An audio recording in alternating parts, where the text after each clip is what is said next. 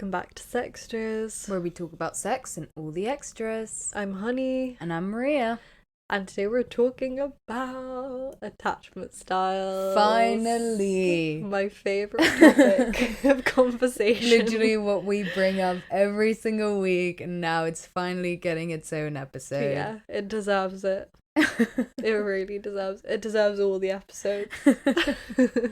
We're very excited. It gets a little bit of spotlight every single episode. Yeah, exactly. A little sprinkling, like a trail of breadcrumbs to this very episode. Yeah, what zone are you in today? Please tell. Yeah, before we get into this exciting episode.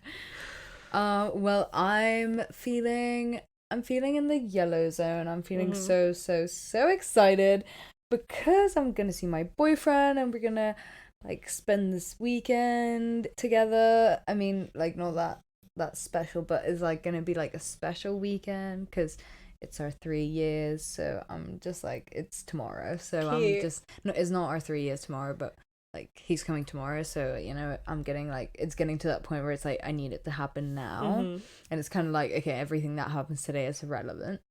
What do you mean? What just to give you guys a little teaser of what's to come. That was such an anxious attachment thing to say from me.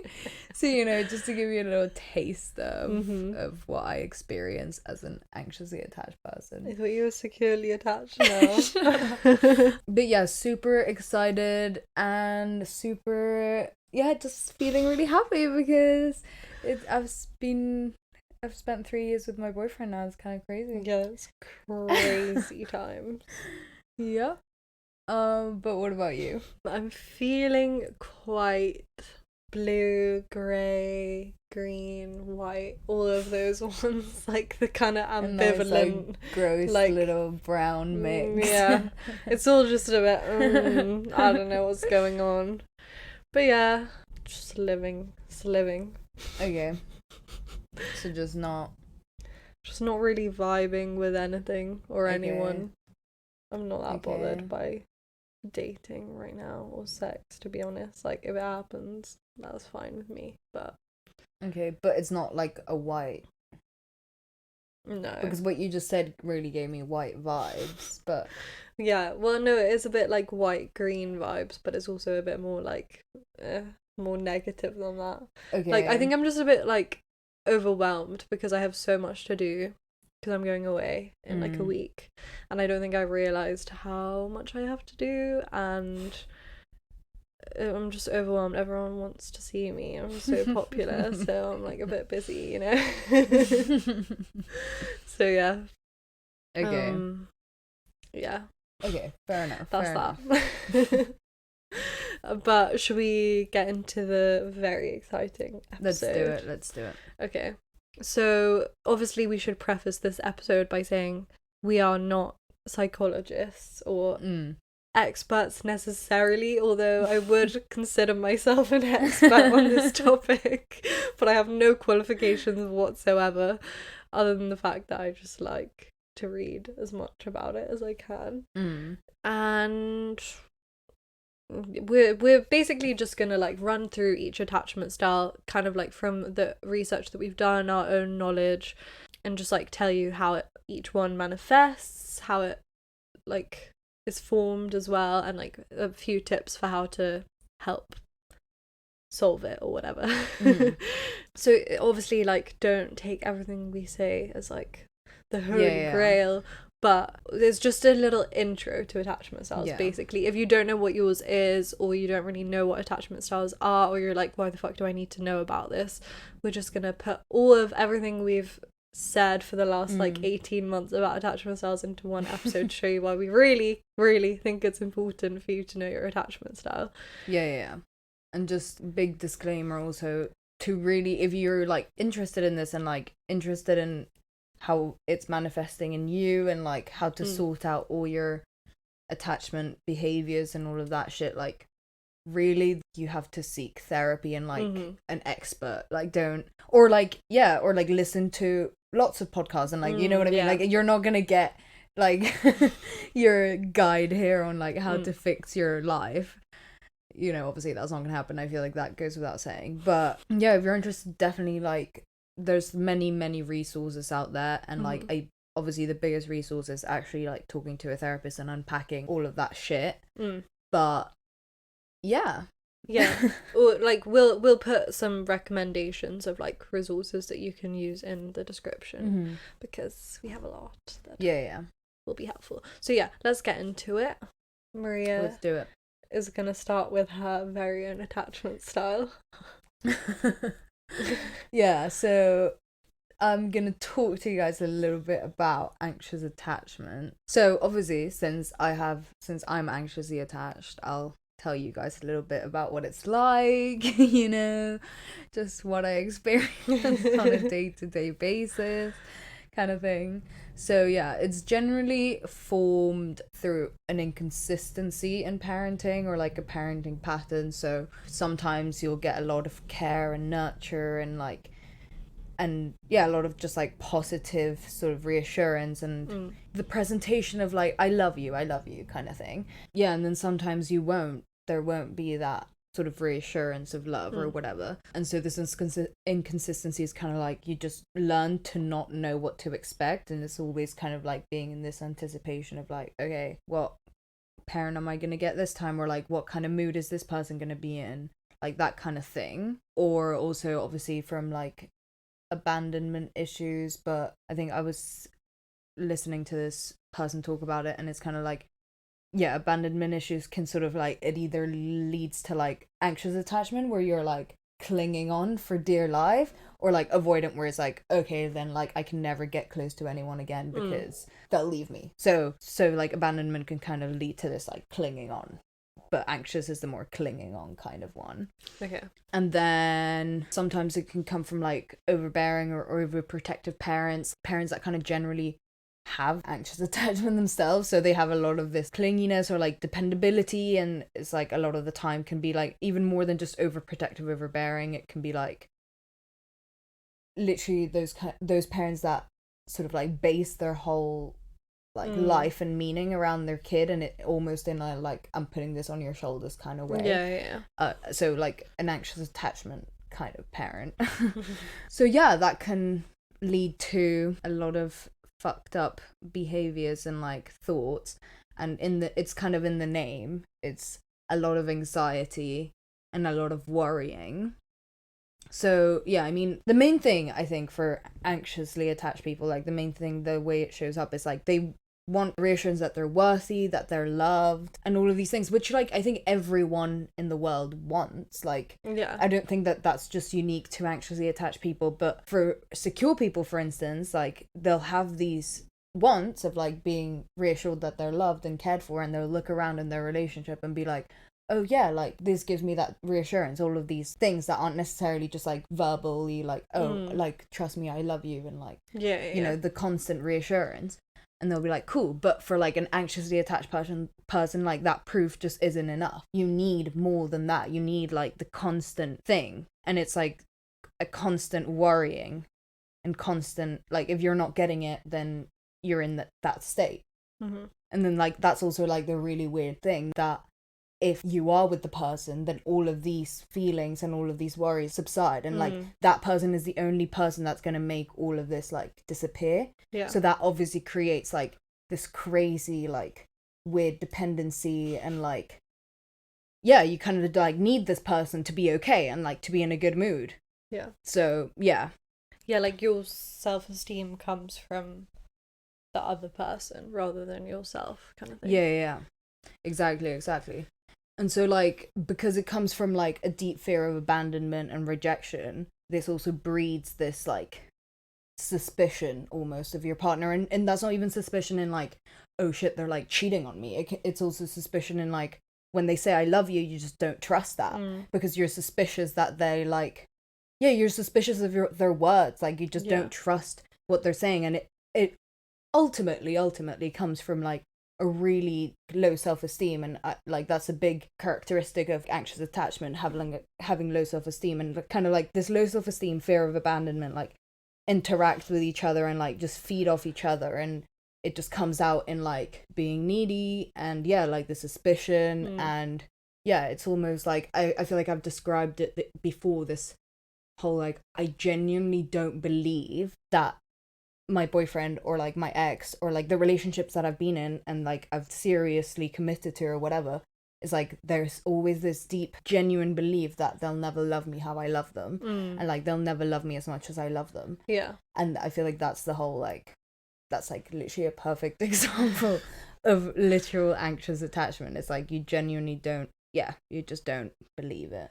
Yeah, so then the all of this like neediness and clinginess isn't like, I feel like sometimes it's not even that, it's like you just become also preoccupied with the relationship. It's not even that you need like to be on top of them like physically or whatever, or like you need them to call you all the time. It's like when they're not calling you, or like when you're not with them, or when you're not texting or whatever, like it's still constantly what you're thinking about. And it might be like positive feelings or like positive thoughts, but more often than that, it's like you'll be like reading into the last text, like if they said love you instead of I love you, it will be like, oh shit, like I've done something wrong, you know, like, and I know that sounds really ridiculous, but like it is little things like that can like send you into a little spiral. And yeah, it just becomes like a big preoccupation. It's not even that you're like worrying all the time, it's like also their mood impacts your mood. So like if they're in a bad mood, then you're like, oh okay, like I have to fix this. And like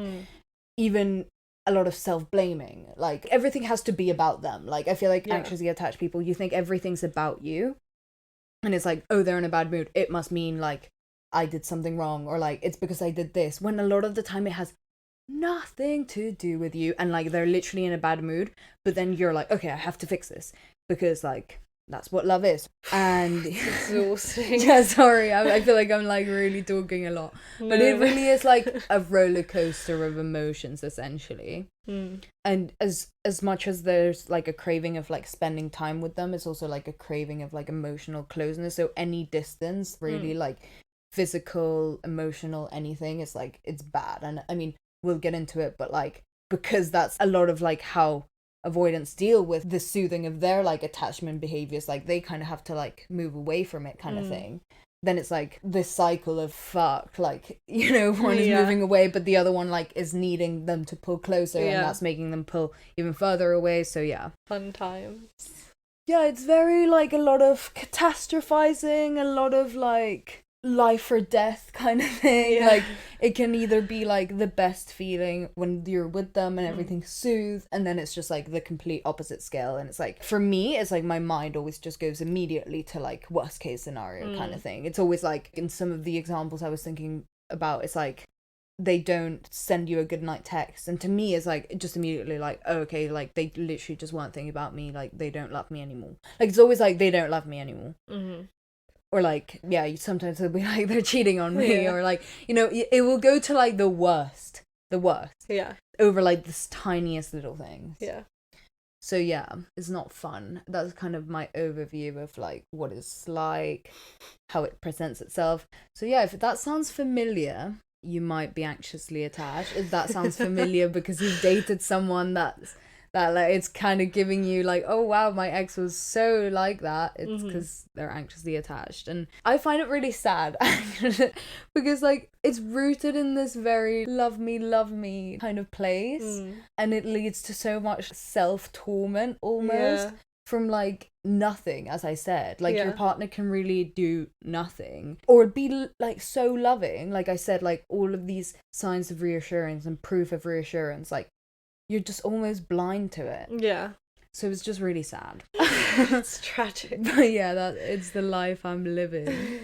Do you want to give us a little contrast and give us a breakdown of Avoidant? Yeah. I was gonna say, like you're saying, it's super sad. I wanted to acknowledge as well that there's like this stereotyping of attachment styles. Like when you think of anxious people, you think of like women typically, and when you think of avoidant people, which I'm about to get into, you'd think like men, which, you know, I'm just like breaking gender stereotypes. But yeah, obviously it doesn't necessarily have to be like that. And I also feel like it's quite harmful, that idea, because then it's like, oh, every girl is like the crazy ex-girlfriend or whatever, and she's just like anxiously attached, you know, like stop being mean to her, she just wants some love, and you're probably just like a avoidant piece of shit who's making it worse. So yeah, actually there's the most single people like are avoidant, like the most people out there are avoidant, and then anxious, and then secure. Yeah, well, yeah, like 50% of people are secure and 50% are insecure, which is either avoidant, anxious, or fearful, which we will get into. Okay, so let's get into the avoidant attachment style, which, as you may already know, I have. So basically it's formed by parents being disapproving of your displays of emotion in childhood. So you might be like super happy and like excited, and they'll be like, that's inappropriate, stop doing that. Or you might be crying and they tell you to stop crying.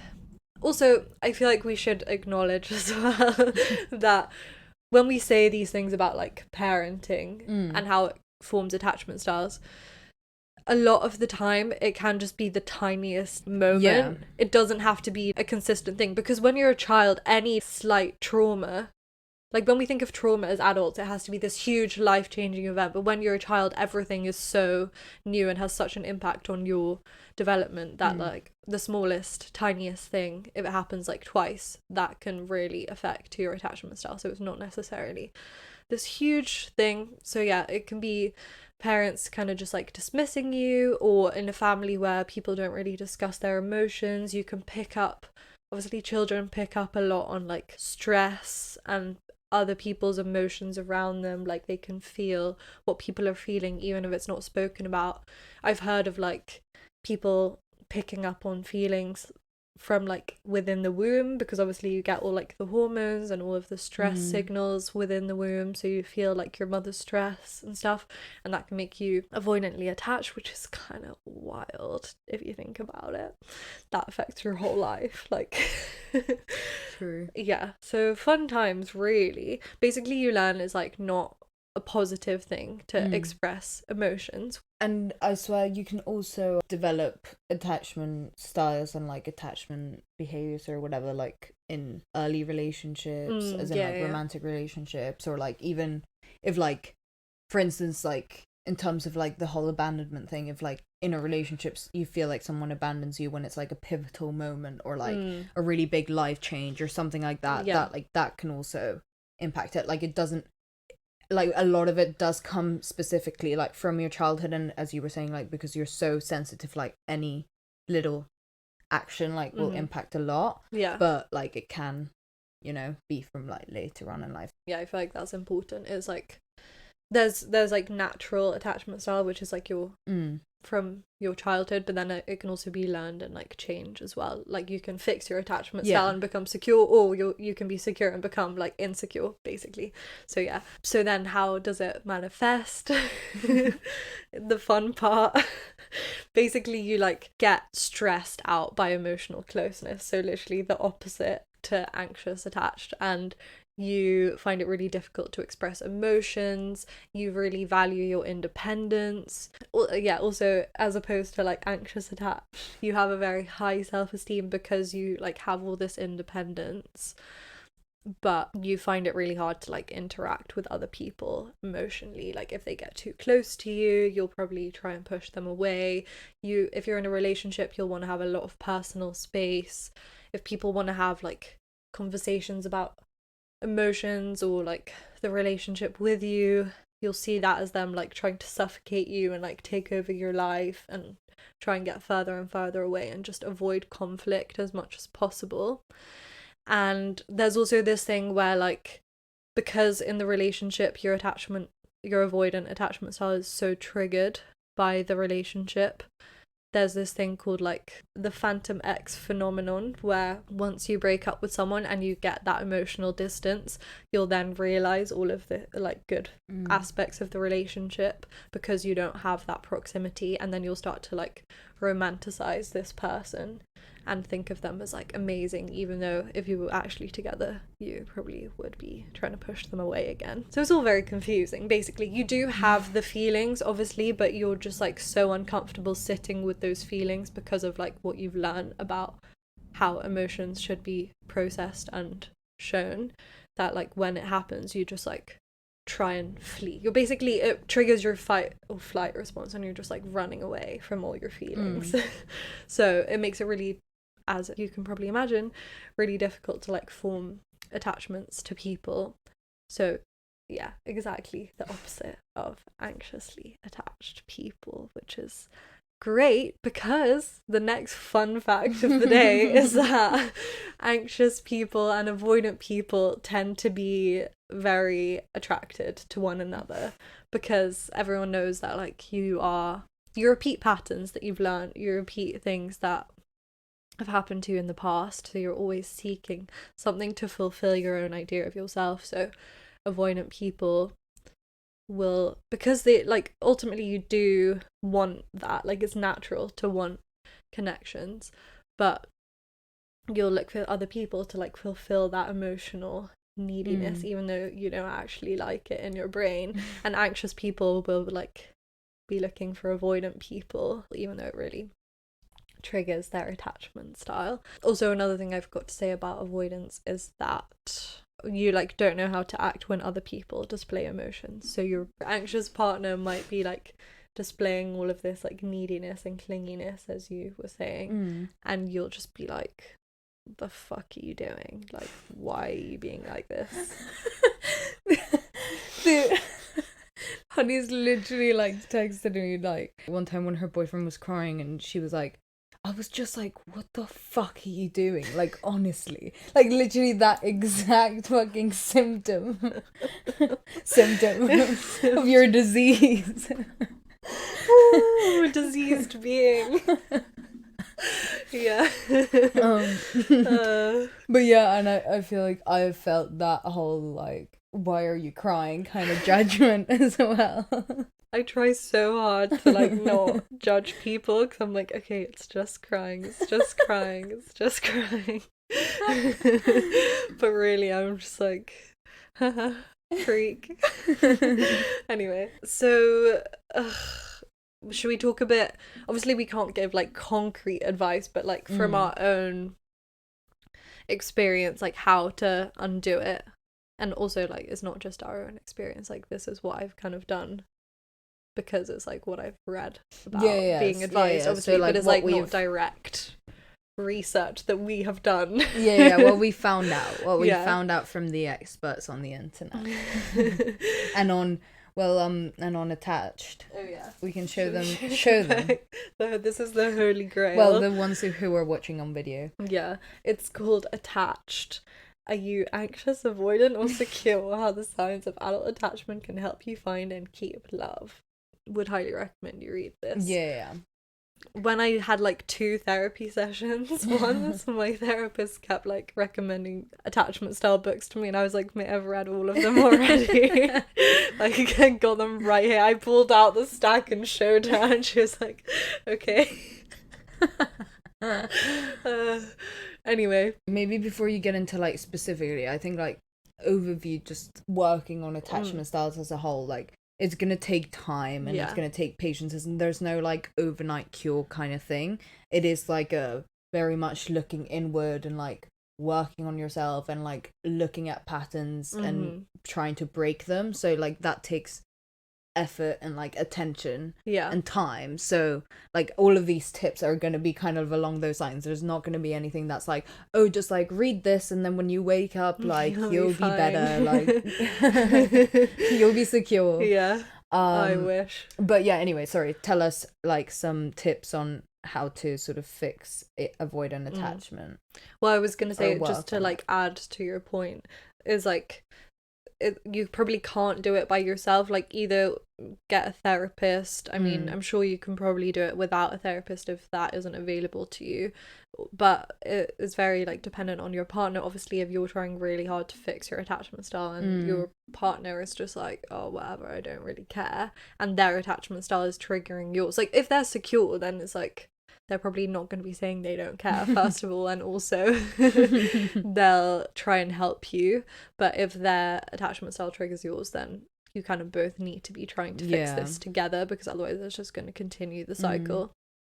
And like obviously that comes with finding the right partner, which is a lot harder to do than like it seems, but yeah. So anyway, avoidant attachment style, how to fix it, is just really sitting with your feelings. And obviously that sounds really stupid and like, what is that gonna do? But because you really struggle to acknowledge your own feelings, a lot of the time it can be like dissociating, as I was saying with the fight or flight response.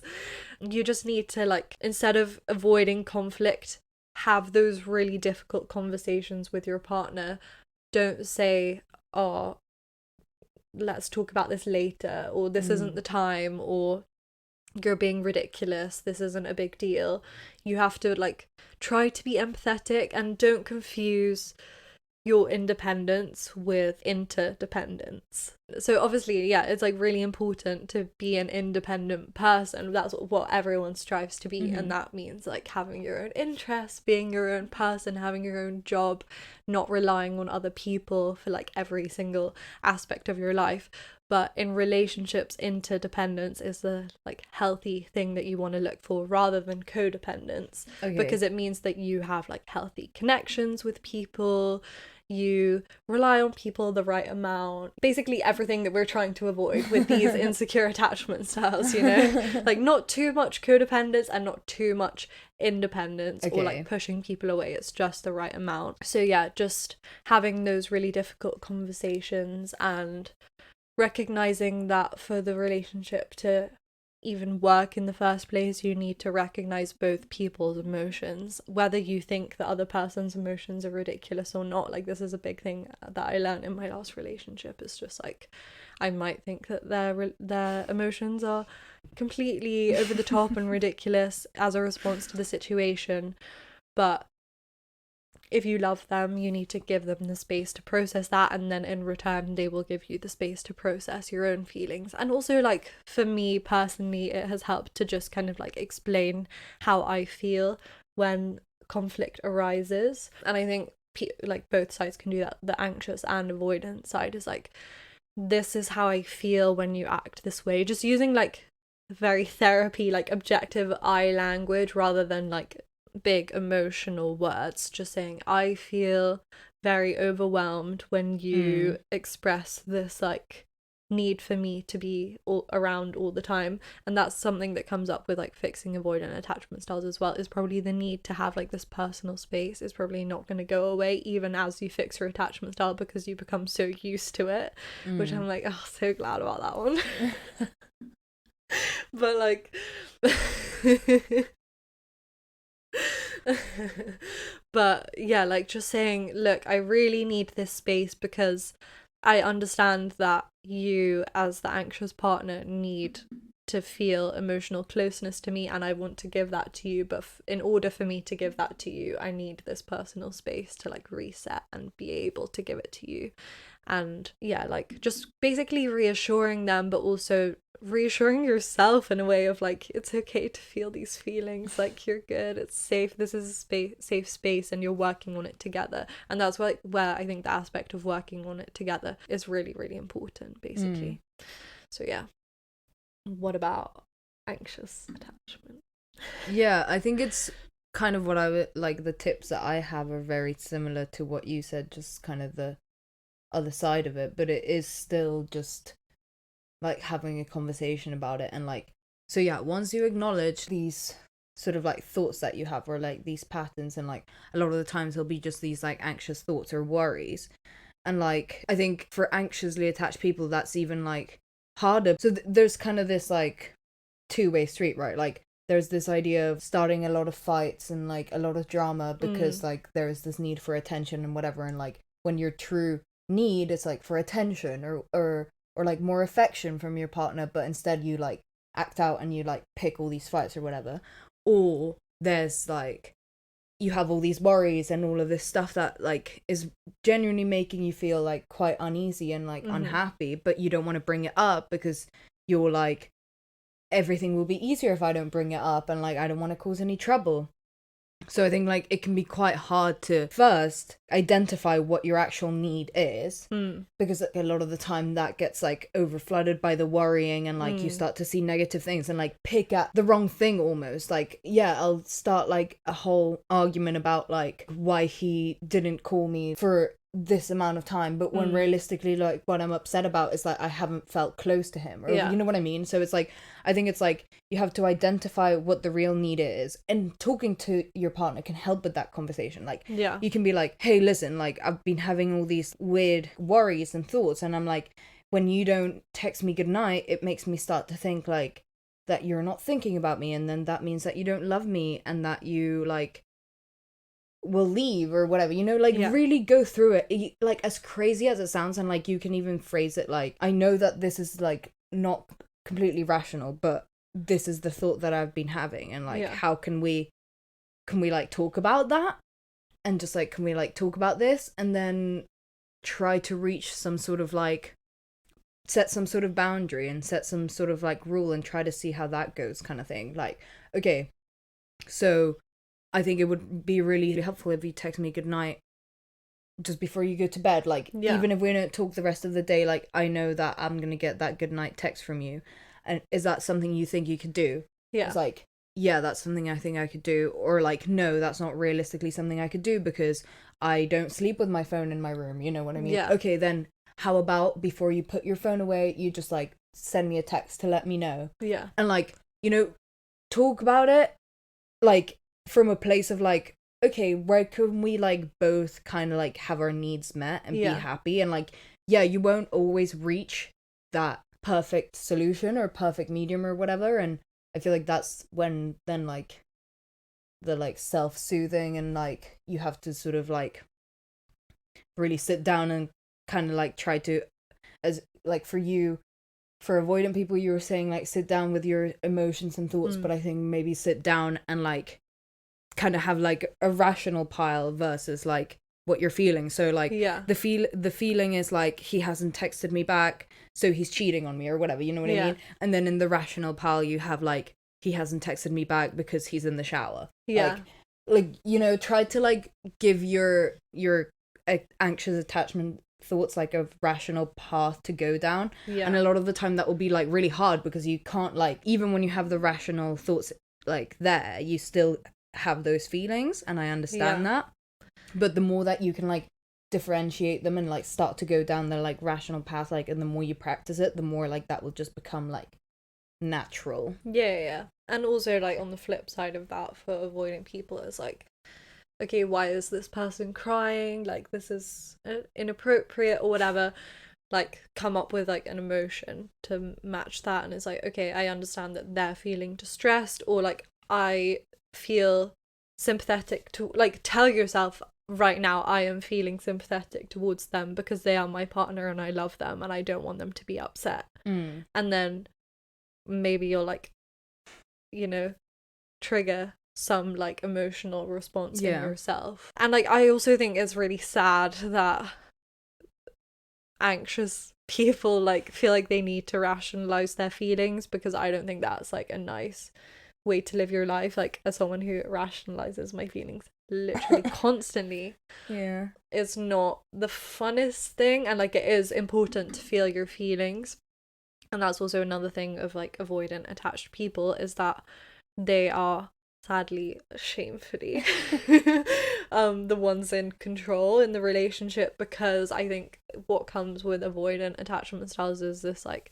I'm better because I can see how the situation really is because I'm on the outside, even though you're not really on the outside. You know, it's like because I have the benefit of like being able to step away and being independent, and they're the ones that are like clingy and stuff, which is like not fair on either person in the relationship. And so talking about it, and like everything always just comes back to communication, which is so fucking annoying, but it's fine, we'll get there eventually.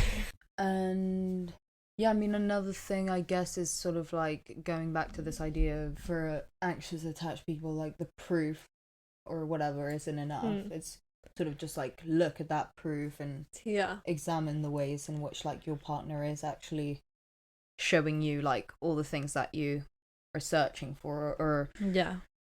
the ways in which they aren't, maybe. But then I guess you can like, you know, is this like just in my head kind of, is this like my anxious attachment lying to you, which it will lie to you a lot, like it's a big fat liar.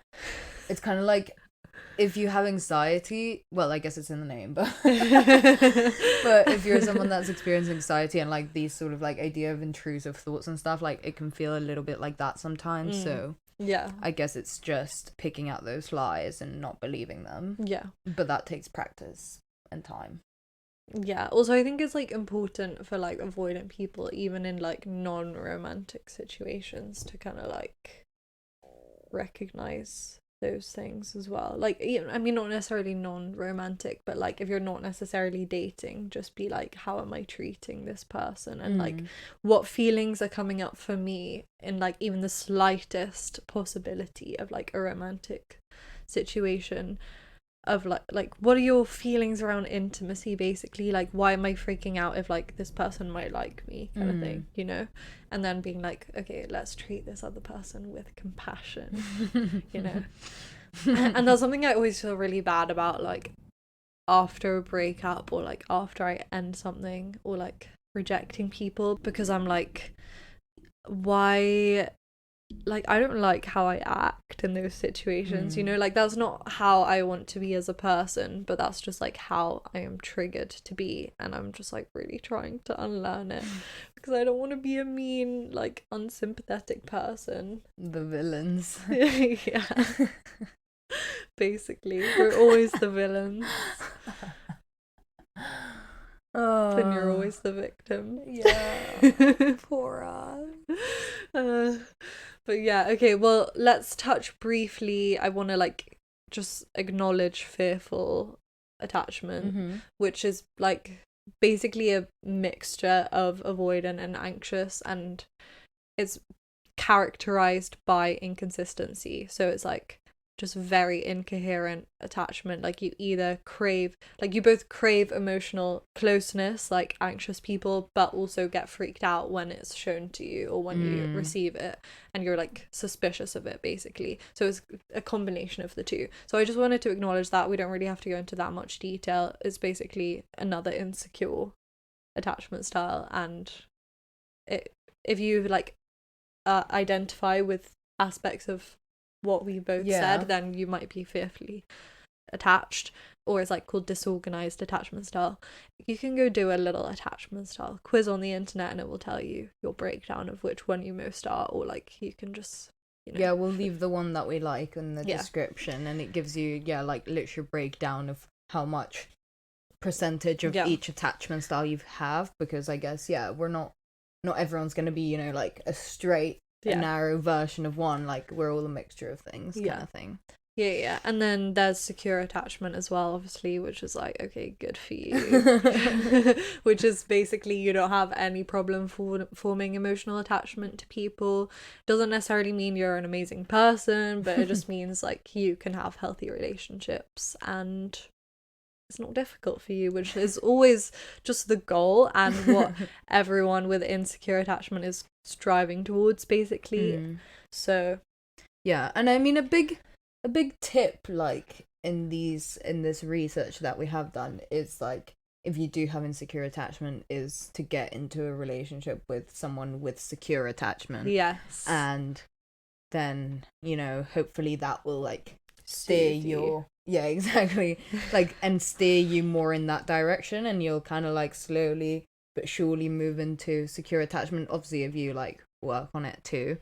So find yourself a secure person. 50% of the population on. You can do it. Yeah, but the thing is, a lot of people that are secure, they're like in relationships because like they're good to go and fine and not broken. No, I'm joking. We're not broken, guys. Yeah, but also like you might meet a secure person and be like, this isn't like right for me because it doesn't feel like your idea of intimacy, which is just like, fuck's sake. I really like the analogy of like, if you get into if like you're a insecure if you have an insecure attachment style and you get into a relationship with another person who has an insecure attachment style, it's like this boxing match of like like you're both punching at each other basically. But if you get into a relationship with like a secure person, it's like you're just punching them and they're just like deflecting it, and then eventually you'll just like get tired and be like, cool, I don't care anymore. And then you'll like be secure as well, you know. So yeah, but I mean, if there's like two avoidant people dating, it will just be like no one will even come to the fucking match. The ring will be empty.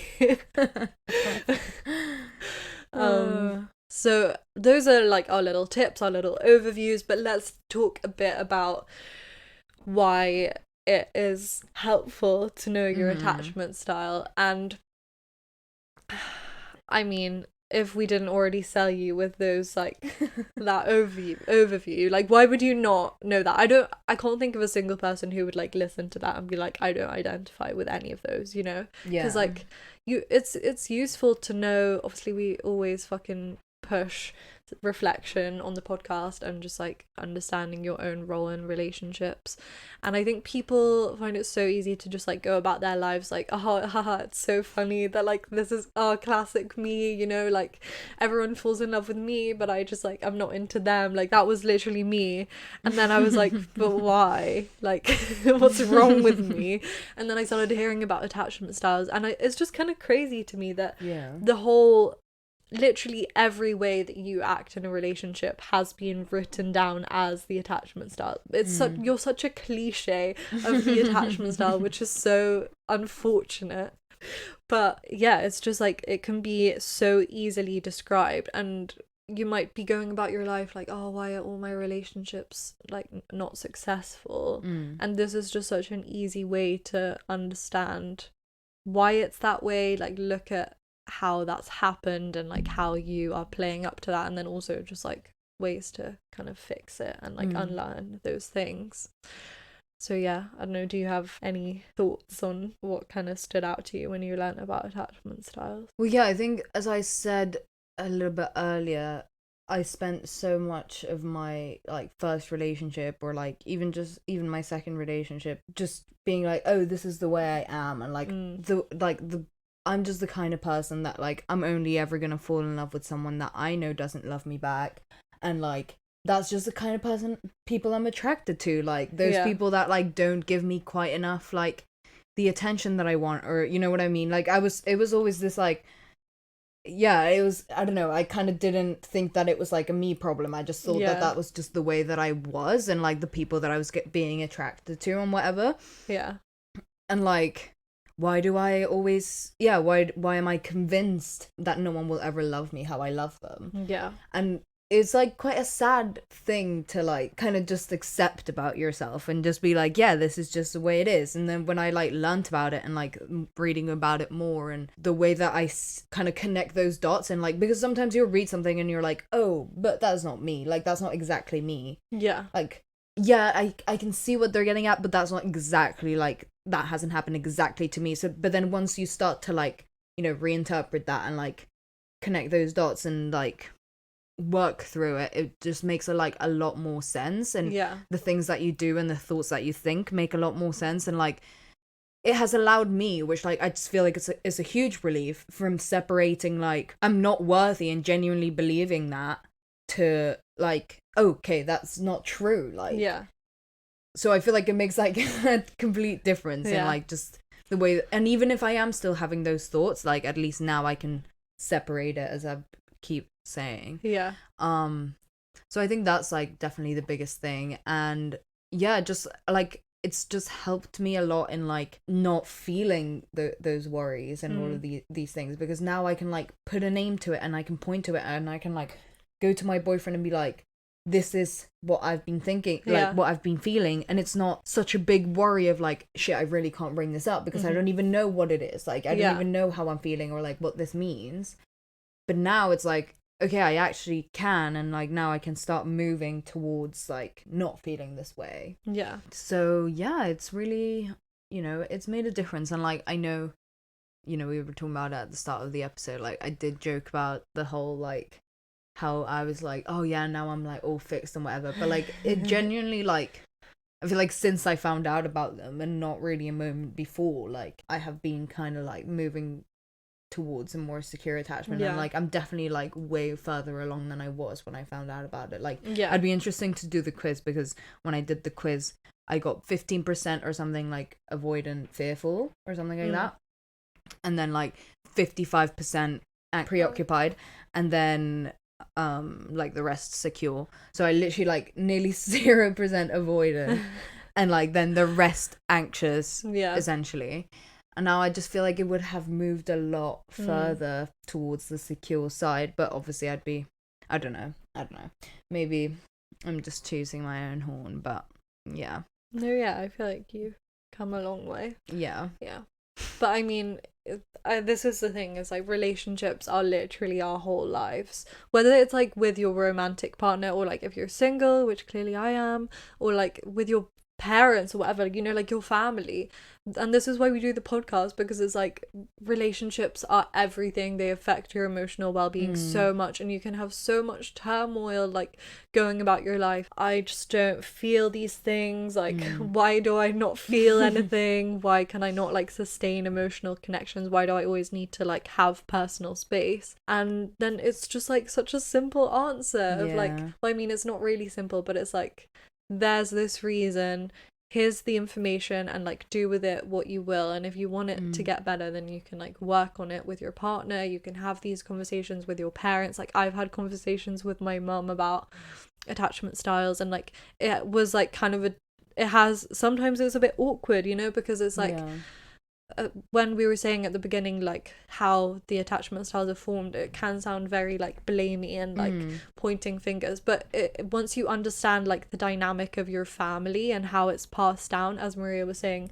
anxious kids tend to get it from like anxious parents, and it's just passed on, and you understand that they went through that as well. And like you might have all these like ideas of your parents in your head, but like then it helps you approach their upbringing with like compassion as well, and then understand like certain things from your childhood that like potentially you didn't even realize had like been carried along with you for this long, you know. And it's kind of the cliche of therapy, like, oh, you know, go to therapy and talk about your childhood, and no one really wants to do that, but I really like wholeheartedly believe that so much can be solved if you do. And I just don't get why you wouldn't want to have like a very pleasant relationship with your family and romantic partners especially, you know. Yeah, I mean that's where all the shit is at. That's where it's all stored, you know, and it needs to be unlocked and like killed to move forward. Bit dramatic. But yeah.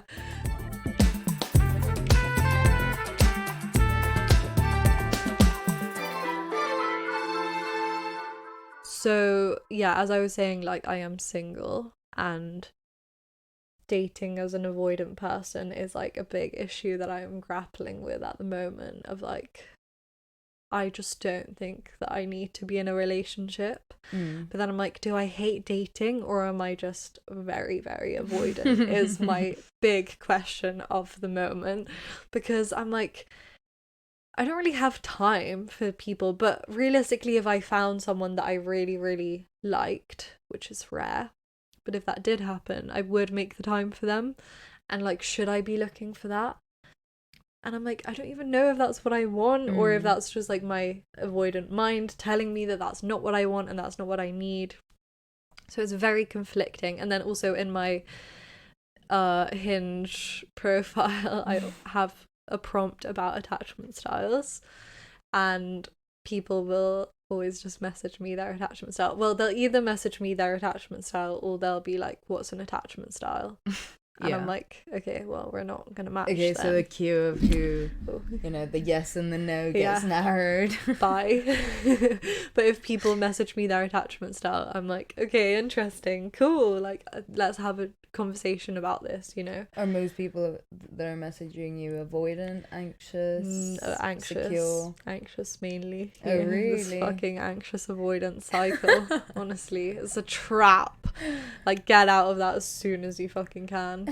and I'll always be like, you know, I think I do it without even knowing anything about them. Of like, it's always the people that I think are really cute or like that I'm interested in the most, we match, and then we're talking about attachment styles, and then they're always anxious, and I'm like, is it just like destiny drawn together without even meaning to, you know? But yeah, so I don't really have any tips about that, but I kind of just wanted to like acknowledge the fact that it can be super difficult. And also, like, I can imagine, like, on the flip side, as an anxious person as well, of like, I bet that anxious people get labeled a lot in the dating process of like, oh, they're like way too into it, and like they're so needy and they need all these things that like I shouldn't have to give them, or like I don't want to give them, and it's a bit intense. But this is again like why it's so important to just have these conversations early on, I think, and just like, you know, if you're interested in each other, like try and work on it together, or just like have an understanding of where the other person is coming from, rather than just like labeling them and being like, oh, fuck this, I don't have time for this, because then you'll just go find someone that isn't like that and then just keep with the cycle that isn't helping you in any way. So yeah, but I mean, it's a lot easier said than done, obviously. Yeah, I mean, interestingly, when I dated someone who was also like anxiously attached, it didn't like seem to help, you know, which is kind of the crazy thing. Like, maybe it did in retrospect, but like even having someone that feels those same things and are constantly like craving that emotional closeness and like all of those things, it still just wasn't enough. I just feel like it's one of those things that no matter how big the suitcase that you get when you pack, like you'll fill it up. It's just like no matter what, like it's not gonna be enough, because it's like the problem is with you. Exactly. So yeah, I mean, I don't really know what that has to do with anything, but I just thought that was an interesting thought to, you know, the contrast between the like avoidant anxious cycle. I just feel like, at least as an anxiously attached person, like it didn't really help. You still feel those feelings, unfortunately, in some ways, like even more, like it was even more like extreme, because I guess since it was two people, first of all, and then second of all, because like we were always together, then like the moments that we really weren't together, like that was like even tenfold, like this whole like catastrophe of us not being together. But yeah, I mean, also, sorry to just like be throwing out flying tips over here also, but like I think genuinely this might sound kind of crazy, but I think if you're anxiously attached and you like really are looking to work on your relationship and your attachment style, like I feel like, you know, it's a form of immersion therapy. Like, you should try long distance. Like, I knew you were gonna say that. I was sorry, so I know excited. I keep promoting it, but like, yeah, I just feel like it genuinely like really helped me in terms of getting like this whole independence aspect, and like this whole like separating like having this need to like know what they're doing all the time, and like what, like who they're with, and like all of this shit. I just feel like it is, as I said, like all of this, you just have to practice it and practice it and practice it until you rewrite the pattern, essentially. So I feel like it's a good way to just like have to practice it, essentially. But yeah, my last little tip, I guess. Well, on that note, shall we did some polls like a very long time ago now, but I'd be interested to just like see how it relates to everything we've just talked about. So we asked our followers if you know your attachment style, and 45% of people said yes, and 55% of people said no. Okay, 50-50, that's pretty good. Yeah, pretty good. So I'm like quite impressed, because I feel like when I meet people, most people are like, what is that? Yeah, you know? yeah. Or maybe it's just me being like, let me tell you about attachment styles. To be fair, it is our followers. Like, if true. it wasn't high, like, I mean, we do constantly talk about it, so yeah, fair. But definitely find out about it, guys, you know, encourage that number to go up. Maybe we should do another one later on and find out what the difference is, if more people know it now. Sorry. No, I was just gonna say, we can put the link to the quiz below, so it will be 100% yes. Yeah. Okay, and then we also asked, do you know your partner's attachment style? And then 33% of people said yes. So that number dropped, which understandable, know your shit before you get invested in someone else. I bet those 33% of people are anxious. Yeah. Anxiously attached people. Or just me. But yeah, do you know your ex's attachment styles? Yes, I do. And did you think, like, during the relationship? Oh, during the relationship. My most recent ex, I made him do a quiz while we were dating. He was very reluctant, which tells you what his attachment style was. And my other ex, surprised by her attachment style, really, because I asked her recently, because I was like, oh, do you know? Because I was at her house and I was like having a literal hour-long conversation with one of her friends about his attachment style.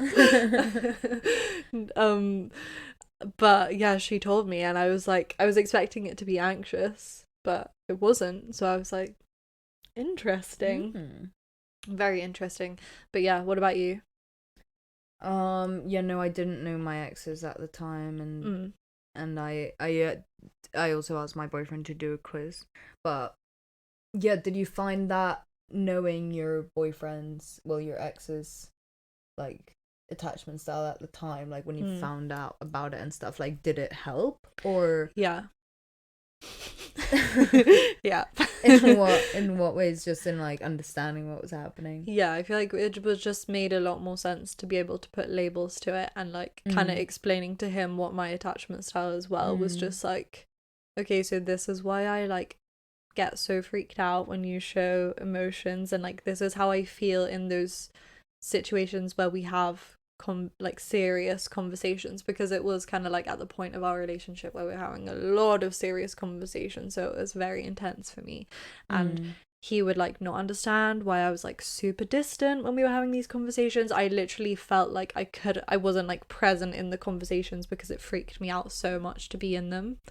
And then understanding like how he reacted to that, and just trying to like talk those different sides through of like, how can we meet in the middle somewhere? And then it would be like, it actually did kind of help, like he would ask for like my permission to talk about, like not my permission, but be like, is this a good time to have this conversation? And like give me a bit of warning before just like springing all this stuff on me. But I also feel like it did kind of like make it probably more difficult for him, which is not necessarily like what I wanted, because he had to be like, I felt like he felt like he had to apologize for his feelings in the moment, which wasn't what I was aiming for, but that's like kind of what came out of it. But I feel like if we had stayed in the relationship for longer, it probably would have helped, but because we didn't know at the beginning, and because there was like all of this complication at the time, then it wasn't like super helpful. Has it helped your relationship to know your partner's attachment style? Yeah, I mean, he's like mostly secure and a bit avoidant, so like it did help obviously in those like understanding that there was going to be this like reluctance, like even just on top of like the reluctance that I feel like I already experienced because I'm so full on, like there's going to be even more to like talk about. Sometimes he's like quite reluctant to talk about his feelings or like things like that, so I guess it just helped me be like knowing not to push and yeah, to kind of stop myself in my tracks already, because I obviously didn't want to like continue that anxious avoidant cycle of like pushing, and then he like pulls away more.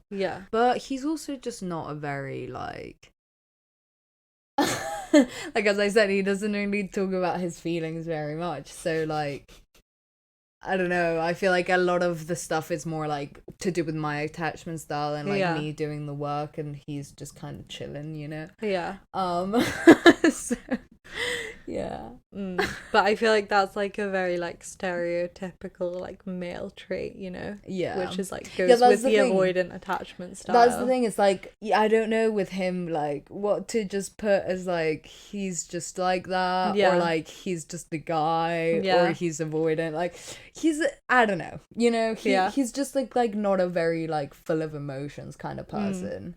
Well, which I guess is kind of good for me because I'm like the opposite. Yeah, so you know, I need someone to like stabilize me. What would you do if one day he just turned around and was like as emotional as you? Oh my god, I don't think I would like that. I think I would be really overwhelmed. But then again, I always constantly say, like, I'd love to have me as a girlfriend. I'd be like the perfect girlfriend. Like, genuinely, like, all the attention and assurance I need all the time. Maybe you should just date yourself. I wish.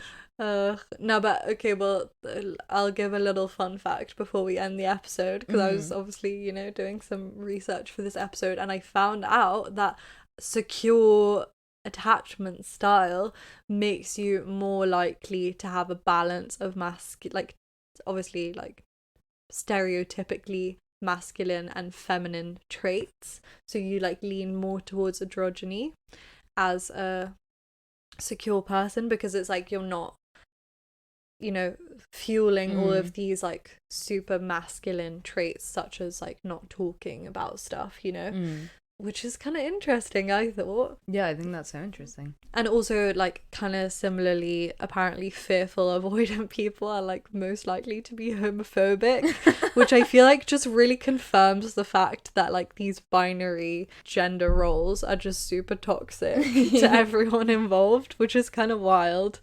Yeah, I was gonna say, like, the secure people are the only ones that are like I've understood that this whole gender thing is just not necessary. Yeah, they're just chilling, just living their best lives.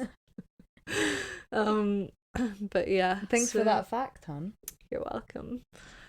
And yeah, I feel like that's a lot. That was a lot of information, but we've left lots of little attachment style Easter eggs like all over our episode, so at this point, I mean, we don't even have suggestions to go to specific ones, just go through literally all of them.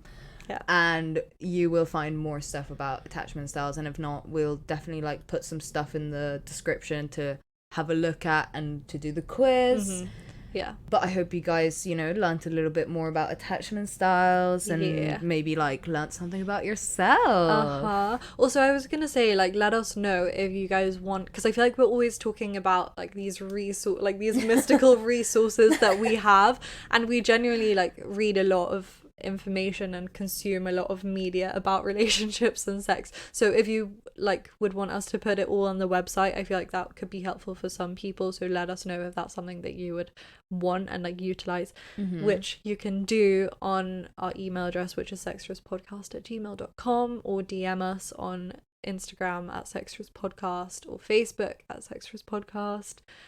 Send us a little anonymous confession about your attachment style life on the website, which is www.sextruspodcast.com. And yeah, we're excited to keep talking about attachment styles from now on. We hope we covered like most of your questions or like filled in your gaps in your knowledge. And yeah, we will see you next week. Bye.